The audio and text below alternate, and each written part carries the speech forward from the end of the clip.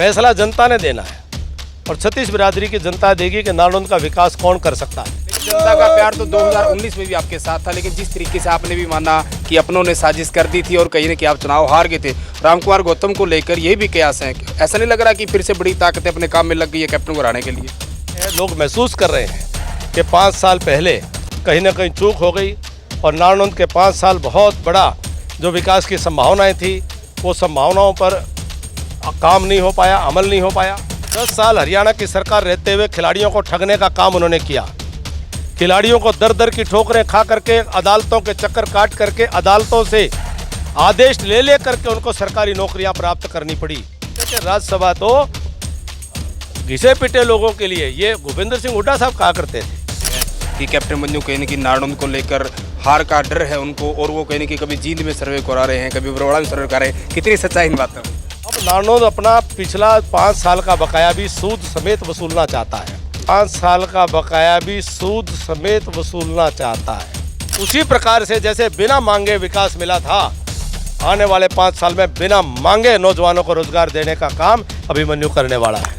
लगातार आप ये देख सकते हैं कि किस तरीके से लगातार जो है वो कैप्टन मंजू के नारे यहाँ आप देख सकते हैं, साफ तौर पर दिखाई दे सकते हैं। और लगातार कैप्टन मंजू जो है वो गांव-गांव, गली-गली लगातार जो है लोगों से मिलते रहे हैं और इस वक्त हमारे साथ भी हैं, हरियाणा सरकार में मंत्री भी रहे हैं और आप बीजेपी के बड़े नेता हैं। कैप्टन साहब, जिस तरीके से चुनाव सिर पर हैं और आपका पसीना और आपकी मेहनत वो भी बिल्कुल साफ दिखाई दे रही है, लोगों से आप जो मिल पा रहे हैं, तो किस तरह का फीडबैक, किस तरह का प्यार आपको मिल रहा है? बहुत आनंद आ रहा है और पूरे हरियाणा प्रदेश के अंदर एक ज़बरदस्त वातावरण बनता चला जा रहा है।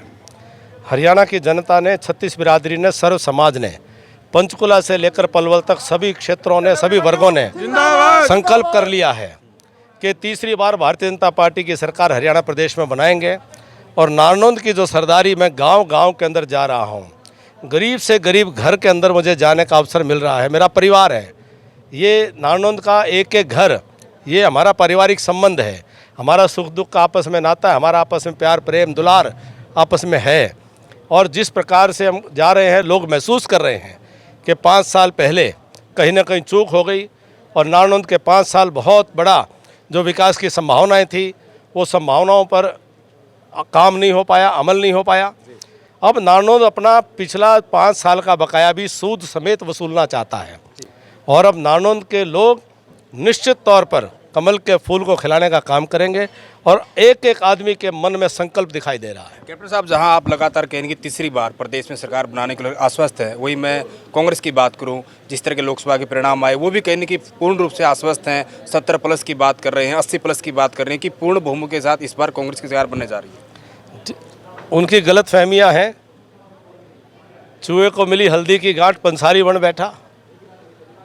अरे हमें तो 79 सीटों पर लीड मिली थी 2019 में लोकसभा में। लोकसभा का चुनाव अलग होता है, विधानसभा का चुनाव अलग होता है। इनको तो 41 पे लीड मिली है। तो ये गलतफहमी पाल करके घूमे, इनको मुबारक। लेकिन जनता का आशीर्वाद, जनता का प्यार, जनता का दुलार, जनता का सहयोग, जनता का समर्थन भारतीय जनता पार्टी के साथ है। वही मैं नारनौंद की बात करूं, जो यहाँ से मौजूदा विधायक है रामकुमार गौतम, कहीं कि वो भी एक बड़ा राजनीतिक फैसला ले सकते हैं और कहीं कि कयास लगाए जा रहे हैं, हो सकता है वो निर्दलीय चुनाव लड़े, तो ऐसे में वो आपके सामने होंगे तो फिर मुकाबला? देखिए, जो भी कोई नारनौंद में चुनाव लड़ेगा, किसी भी दल से लड़ेगा, किसी भी निशान से लड़ेगा, वो हमारे परिवार का ही सदस्य है। कोई हमारा भाई है, कोई हमारा भतीजा है, कोई हमारा दादा है। तो किसी व्यक्ति के बारे में मुझे कोई कुछ नहीं कहना। फैसला जनता ने देना है और छत्तीस बिरादरी की जनता देगी कि नारनौंद का विकास कौन कर सकता है। नारनौंद के विकास की सोच और नीयत किसके पास है। नारनौंद के नौजवानों के लिए रोज़गार की संभावनाएं कौन बना सकता है। नारनौंद के नौजवानों को 2 हाथों को रोज़गार कौन दे सकता है। नारनौंद के लिए संघर्ष कौन कर सकता है। नारनौंद के लिए लड़ाई कौन कर सकता है। नारनौंद को हरियाणा प्रदेश की राजनीति में शिखर स्थान पर ले जाने की संभावनाएं किसके साथ हैं। नारनौंद हरियाणा प्रदेश के अंदर एक महत्वपूर्ण भूमिका निभाए, यह नारनौंद की जनता सरदारी अब भली भांति परिचित है, जानती है और वह इस बार अपने वोट को जाया नहीं करेगी, बेकार नहीं करेगी, अपने वोट को गलत जगह नहीं डालेगी। वो नारनौंद अपने बच्चों के, नौजवानों के भविष्य के लिए कमल के फूल के ऊपर वोट डालने का काम करेगी। आप कैप्टन साहब, आपने कहा कि जनता का प्यार आपके साथ है, लेकिन जनता का प्यार तो 2019 में भी आपके साथ था, लेकिन जिस तरीके से आपने भी माना कि अपनों ने साजिश कर दी थी और कहीं ना कहीं आप चुनाव हार गए थे, रामकुमार गौतम को लेकर यही भी कयास है, ऐसा नहीं लग रहा कि फिर से बड़ी ताकतें अपने काम में लग गई है कैप्टन को हराने के लिए?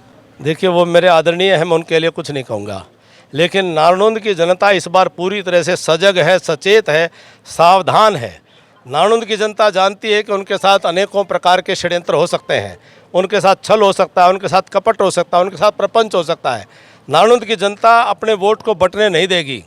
नारनौंद की 36 बिरादरी की जनता इस बार पूरी तरह चौकन्ना है और पूरी तरह चाक चौबंद है, और निश्चित तौर के ऊपर कोई कितना षड्यंत्र कर ले, छल कर ले, कपट कर ले, प्रपंच कर ले, कोई कितना ही खेल रच ले, नारनौंद की जनता इस बार एक तरफा कमल के फूल के ऊपर अपना समर्थन देने वाली है। जिस तरीके से मैं विनेश फोगाट की बात करूँ, उनको जिस तरीके से डिस्क्वालीफाई किया गया, पूरे देश में कहीं न कहीं लोगों के मन में दुख है, पीड़ा है, और कहीं न कहीं लगातार बीजेपी को लेकर, सरकार को लेकर, या फिर कहीं न कहीं ओलंपिक संघ को लेकर सवाल उठाए जा रहे हैं कि कहीं न कोई कमियाँ रही हैं, उनकी टीम में ऐसा नहीं किया गया और जानबूझकर उनको बाहर किया गया है।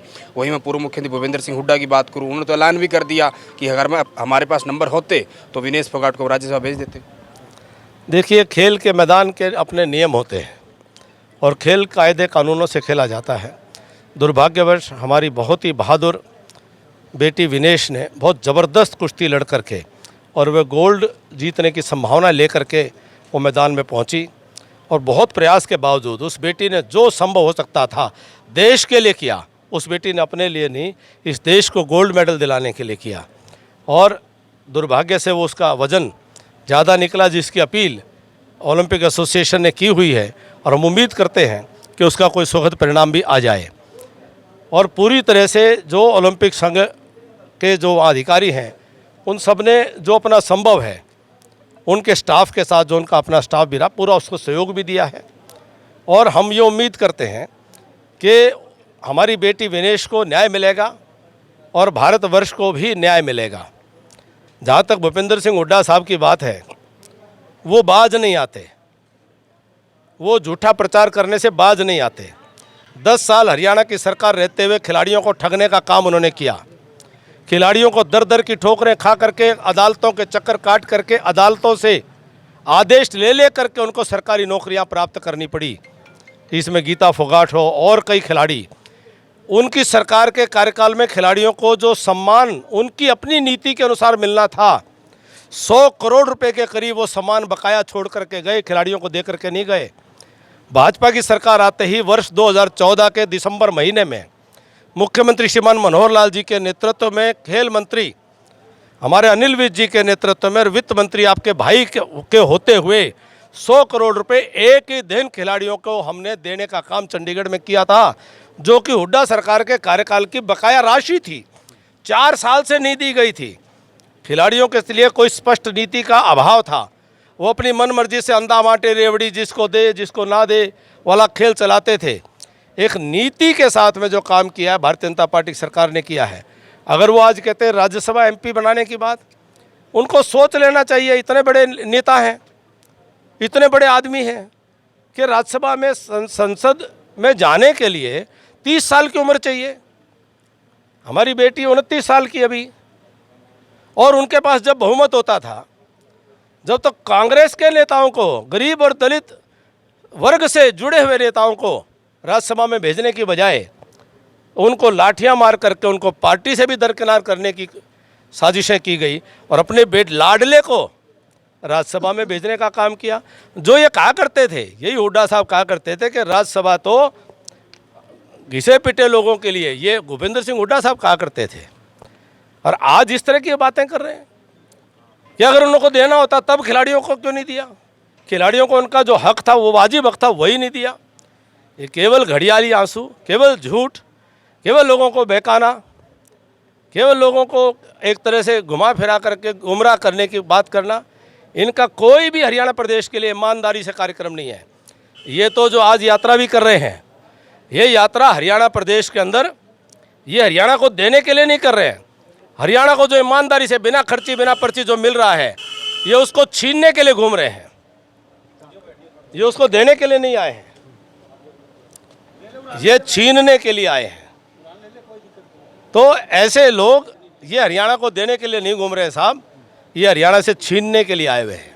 अच्छा, जिस तरीके से जो आपके अति शुभ चिंतक है ये भी कहीं ना कहीं आपको लेकर बात फैलाते हैं कि कैप्टन मंजू कहीं ना कहीं नारनौंद को लेकर हार का डर है उनको, और वो कहीं ना कहीं कभी जींद में सर्वे करा रहे हैं, कभी बरोड़ा में सर्वे करा रहे हैं, कितनी सच्चाई इन बातों में? कैप्टन अभिमन्यु अपनी पार्टी का एक कार्यकर्ता है, सिपाही है, और पार्टी के लिए रात दिन काम करता है। पिछले 27 सालों से रात दिन पार्टी का संदेश जनता के बीच में ले जाने का काम करता हूँ, और ये पसीना नारनौंद की गलियों में खड़ा होकर के बहा रहा हूँ। तो कैप्टन अभिमन्यु की नीयत तो आपको पता चली गई होगी। अंतिम सवाल है मेरा, क्योंकि जिस तरीके से मैं पिछले 5 साल की बात करूं, हल्का जितना आगे जाना चाहिए था नहीं गया, पिछड़ा है। आम जो नारनौंद के लोग हैं वो भी इस बात को लेकर कहीं इनके खून के आंसू रोते हैं कि कैप्टन साहब ने जितना विकास कराया था और जिस तरीके से आप यहाँ से नहीं जीत पाए थे और रामकुमार गौतम यहाँ से जीते, तो हल्का जो बहुत पीछे चला गया।